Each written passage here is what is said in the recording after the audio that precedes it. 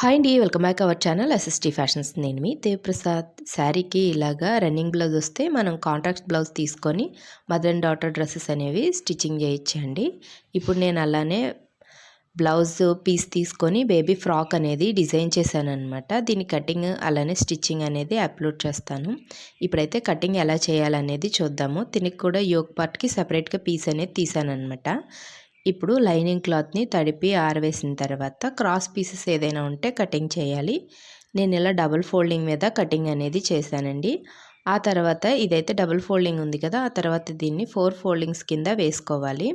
కూర నాకు ఆపోజిట్లో వచ్చేలా, అంటే మనకి డబుల్ క్లాత్ ఏదైతే ఉంటుందో కూర ఉంటుంది కదా, అది నాకు ఆపోజిట్ వచ్చేలాగా ఫోల్డింగ్ నా వైపుకు పెట్టుకున్నాను. మీరు వీడియోలో చూస్తే అర్థమవుతుంది. ఇలా పెట్టిన తర్వాత మనం నెక్ దగ్గర ఒక మార్క్ చేసుకోవాలి. నెక్ ఎంత ఉందో దానికి పైకి 1/2 ఇంచ్ అనేది 1/2 సెంటీమీటర్ అనేది మార్క్ చేసుకోండి. అలాగే షోల్డర్స్ దగ్గర షోల్డర్ బయటికి 1/2 సెంటీమీటర్ నెక్ దగ్గర అనమాట. అలాగా ఆ తర్వాత ఇక్కడ హ్యాండ్స్ దగ్గర షోల్డర్ ఉంటుంది కదా, అక్కడికి 2 సెంటీమీటర్స్ అనేది తీసుకోండి. కొంచెం ఖర్చు ఎక్కువ పెట్టాలి కాబట్టి. తర్వాత మనం ఇలాగే షోల్డర్స్ దగ్గర కూడా మార్క్ చేసేసుకోవాలి. సరిగా కనిపించట్లేదు కదా, అందుకనేసి మళ్ళీ గీస్తున్నాను అనమాట. ఇలా మార్కింగ్ చేసుకున్న తర్వాత మనం ఖర్చుల కోసం ఎక్స్ట్రా పెట్టుకొని ఇలా నెక్ అయితే ఎలా డ్రా చేసామో దానికి లైన్స్ అనేవి స్ట్రైట్గా అనేది గీయండి. ఆ తర్వాత మనకి ఖర్చుల కోసం 2 ఇంచెస్ అనేది ఎక్స్ట్రా పెట్టండి. ఎక్స్ట్రా పెట్టిన తర్వాత మనకి ఎంత అయితే మార్క్ చేసామో అక్కడి నుంచి లైన్స్ అనేవి వేయండి. ఇలా రౌండ్గా ఇలా బాక్సుల్లో తీసుకున్న చోట నుంచి మనం ఆర్మ్ హోల్ రౌండ్ అనేది తీయాలి. ఆ తర్వాత నెక్ మీరు ఏ డిజైన్ అయితే అనుకుంటారో అది పెట్టండి. నేనైతే రౌండే అనమాట, రౌండ్ తీసుకున్నాను ఈ ఫ్రాక్ కోసం. రౌండ్ నెక్కి రౌండ్గా మార్కింగ్ అనేది చేస్తాను. ఆ తర్వాత మనం కింద ఇలా కటింగ్ అనేది చేయండి. కటింగ్ చేసిన తర్వాత మనకి డాట్స్ వేస్తాం కదండి చిన్నపిల్లలకి, వాటి కోసం అనేసి నేను ఒక 1/2 ఇంచ్ అయితే డాట్స్ కోసం మార్క్ చేశానమాట. ఇలాగా కింద మార్క్ చేసి పైన కటింగ్ అనేది ఇచ్చేసాను. ఇప్పుడు మీకు ఇలా క్లారిటీగా అర్థమవుతుంది కదా, 1/2 ఇంచ్ ఎక్కడి వరకు ఎక్స్ట్రా వచ్చిందో. నేను అక్కడి నుంచి 2 సెంటీమీటర్లు ఖర్చు కోసం మార్క్ చేసేసి దాన్ని మిడిల్కి ఫోల్డ్ చేశానమాట డాట్స్ కోసం. ఇలా డాట్స్ అనేది పెట్టేయాలన్నమాట మిడిల్కి ఫోల్డ్ చేసిన తర్వాత. ఇప్పుడు ఫ్రంట్ పార్ట్ని బ్యాక్ పార్ట్ని సెపరేట్ చేయండి. బ్యాక్ పార్ట్కి మనకి ఉక్స్లు కాజా పట్టీ కోసం అనేసి ఇలాగ సెపరేట్గా చేసేయాలన్నమాట. బ్యాక్ పార్ట్ అలాగా, ఫ్రంట్ పార్ట్ ఇలాగా. ఇప్పుడు బ్యాక్ అయినా పర్వాలేదు, ఫ్రంట్ అయినా పర్వాలేదు, లైనింగ్ పీస్ని తీసుకొని మనం ఇలా ఈక్వల్గా కటింగ్ అనేది చేసేస్తే సరిపోతుంది. అంటే డిజైన్ ఏం అనుకోలేదు కదా, దానికోసం అనమాట. రెండింటిని కలిపి ఒకేసారి కట్ చేశాను. నెక్ ప్యాటర్న్ ఏం అనుకోలేదు కదా అని అంటున్నాను అనమాట.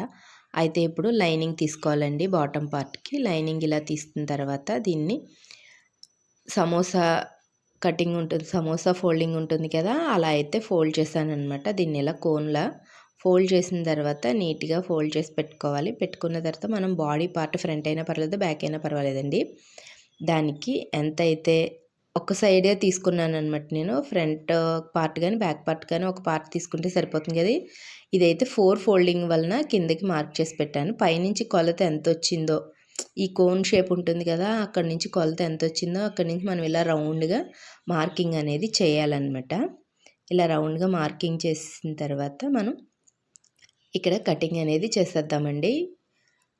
కటింగ్ చేసిన తర్వాత ఫుల్ లెంత్ ఎంత ఉంటుందో అంత పెట్టచ్చు అనమాట. యాక్చువల్గా ఇది నేను 9 మంత్స్ బేబీ కోసం స్టిచ్చింగ్ చేద్దాం అనుకున్నాను, కానీ ఇది 3 to 5 ఇయర్స్ బేబీకి అయితే సరిపోయేంత ఫ్రాక్ వచ్చిందంటే నేను క్లాత్ వేస్ట్ చేయక్కర్లేకుండా మొత్తం ఫుల్గా స్టిచ్చింగ్ చేస్తానమాట. ఎందుకంటే మనం ఎలాగో ఫుల్ ఉన్నది తీస్తున్నాం కదా, బాడీ పార్ట్కి కూడా యోక్ పార్ట్కి సపరేట్గా పీస్ అనేది తీసాం కాబట్టి దీన్ని అయితే ఫుల్గా కటింగ్ అనేది ఎంత క్లాత్ ఉంటే అంత క్లాత్ కట్ చేసేస్తున్నాను అనమాట. లైనింగ్ ఇలా కట్ చేసిన తర్వాత దీన్ని మనం సేమ్ యాజ్ ఇట్ ఈజ్ ఎలా సమోసా షేప్లో లైనింగ్ పార్ట్ కటింగ్ చేస్తామో ఫోల్డింగ్ చేస్తామో అలానే మనం ఈ బ్లౌజ్ పీస్ ఏదైతే ఉందో దీన్ని కూడా అలానే కటింగ్ చేయండి, మడత పెట్టండి. ఇలా మడత పెట్టిన తర్వాత దీన్ని మనకి లైనింగ్ పీస్ ఉంది కదా, ఈ లైనింగ్ పీస్ ఎక్కడ వరకు వచ్చిందో అక్కడ వరకు సేమ్ యాజ్ ఇట్ ఈజ్ దీనిపైన ప్లేస్ చేసేసి కటింగ్ అనేది చేయాలి. మనకి ఇక్కడ చిన్న చిన్న పీసులు అనేవి తక్కువ వస్తూ ఉంటాయి, వాటిని మనం స్టిచ్చింగ్ చేసేటప్పుడు యాడ్ చేసి స్టిచ్చింగ్ చేయొచ్చు అనమాట. ఇక్కడ చిన్న పీస్ అనేది నాకు తక్కువ వచ్చింది. నేనైతే ఇలాగా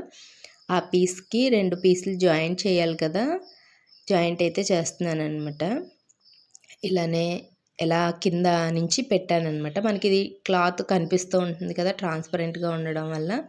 దాని ప్రకారం నాకు అర్థమవుతుంది ఎంత క్లాత్ పెట్టాలనేది. అలా అంత క్లాత్ పెట్టాలో చూసి కటింగ్ అనేది చేసేసారంటే మనకు అర్థమవుతుంది. ఇలా 2 పీసెస్ అనేవి కటింగ్ చేశాను కదా! ఇంతేనండి. ఆ తర్వాత కింద నేను ఇంకొక లేయర్‌లో ఇచ్చాను కదా! డబుల్ లేయర్‌లు. ఇదైతే 8 సెంటీమీటర్స్ ఉందనమాట. ఎంతుందని చెక్ చేశాను. 8 ఉంది. 8 ఉంటే 4, 4 తీసుకుంటున్నాను. అంటే మనకి బ్యాక్ సైడ్, ఫ్రంట్ సైడ్ కూడా రావాలి కదా! చిన్న చిన్న రఫల్స్‌లా వస్తాయి కదా! అందుకనేసి 8 మార్క్ చేసేసుకొని దాన్ని మిడిల్‌లోనికి మళ్ళీ మార్క్ చేసుకుంటున్నానండి. 8 సెంటీమీటర్స్ అయితే 8 ఇంచెస్ అయితే వచ్చింది. సారీ సెంటీమీటర్స్ అని చెప్తున్నాను. 8 ఇంచెస్ వచ్చింది. నేను 4 ఇంచెస్, 4 ఇంచెస్ అనేది తీసుకున్నాను. సో, అందుకనేసి మిడిల్‌లోనికి 4 ఇంచెస్, 4 ఇంచెస్ అనేది కటింగ్ అనేది వేసుకుంటూ వచ్చేస్తున్నాననమాట. ఫ్రంట్ సైడు, బ్యాక్ సైడు కూడా రఫల్స్ వచ్చేలాగా కింద పెట్టడం కోసమండి. డబల్ లేయర్ వస్తుంది కదా! అందుకోసం.